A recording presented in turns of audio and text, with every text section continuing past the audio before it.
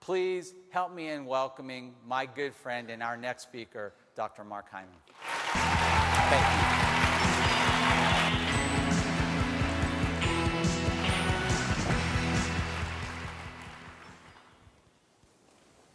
October 1968.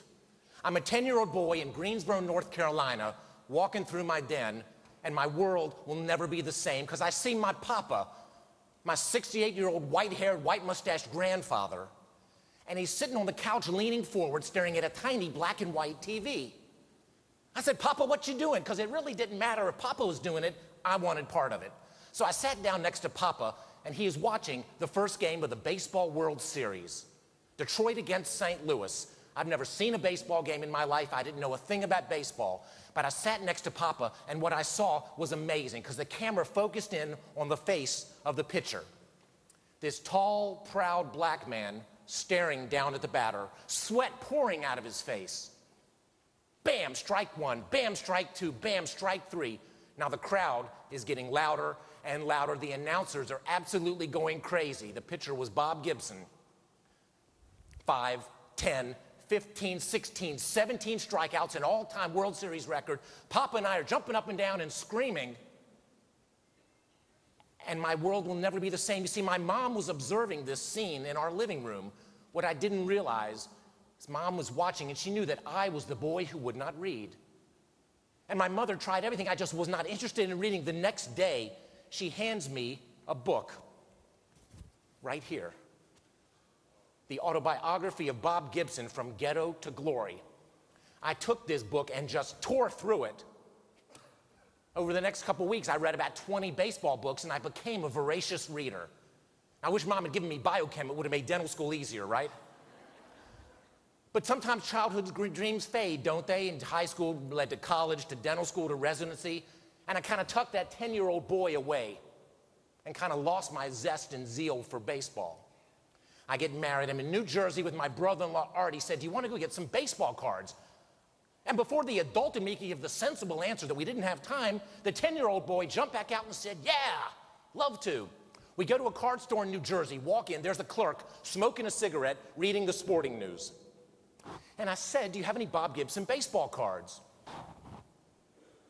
I said, "Sir, do you mind if I look around?" I searched that store, high and low. Friends, I found a Gibson card. I was pumped. I ran to the clerk and I said, "Sir, I found a Bob Gibson baseball card. How much is it?" "Book value." And I'm standing there holding this stupid piece of cardboard. This man has smushed my childhood, and I set the card down and I walked out of the store. If our military ever needs to do a practice bombing run, I know a great target they could hit. Friends, this thing ate at me and ate at me and ate at me. My wife's the most liberated woman in the world, but she says, "Honey, if you have a really bad day, go shopping." Right? I'm in my car. It's like demons take over. I pull into Collectibles card store in Greensboro, North Carolina. I've never been there a day in my life. The clerk, David, is standing there. Poor guy, got about an inch from his nose, and I said, "Do you have any Bob Gibson baseball cards?" And he looked at me, and he said, "Wow, Bob Gibson, all-star pitcher for St. Louis, 1.12 ERA, 1968, Cy Young Award winner, most valuable player.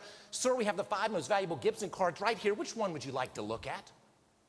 And I said, "All of them." The place went bananas. Balloons are dropping. Women and children are diving for cover. The clerks are scurrying around. I walked out of that store. 1 hour later, I bought 17 Bob Gibson baseball cards. It's the biggest sale he ever made in his life.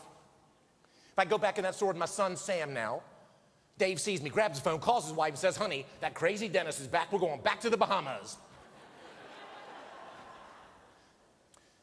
My dear friends, what did Dave do that knocked my socks off? If you think about the principle, this is participatory today, gang. It gets real lonely up here. Just me speaking to a dark room. How long did it take Dave to make the biggest sale of his life? It's a moment, a couple seconds. How do we translate this to our dental practices? The proverbial Monday morning, 8 o'clock, back in our practices. How will every man and woman in the house today take this lesson of Bob Gibson and wow, and listen to your patients just a little deeper, hug them a little longer, and dig beneath the surface? If you do, friends, I promise you, amazing things can happen.